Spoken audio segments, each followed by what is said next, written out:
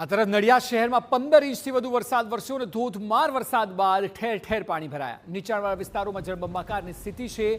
નાના Kumbhnath road, Vaniyawad circle, રબારીવાસ વિસ્તારમાં પાણી ભરાયા છે. શહેરના ચારેય ગરનાળા પાણીમાં ગરકાવ થયા છે. પાણી ભરાતા પૂર્વ અને પશ્ચિમનો વાહન વ્યવહાર સંપૂર્ણપણે બંધ થયો હોય તેવા દ્રશ્યો સામે આવ્યા છે.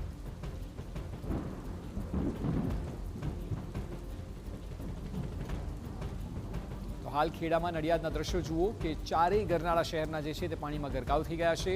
પૂર્વ અને પશ્ચિમ ભાગ જે શહેરનો છે ત્યાં વાહન વ્યવહાર એક સરખો પ્રભાવિત થયો છે એટલે સંપૂર્ણપણે બંધ થઈ ગયો છે.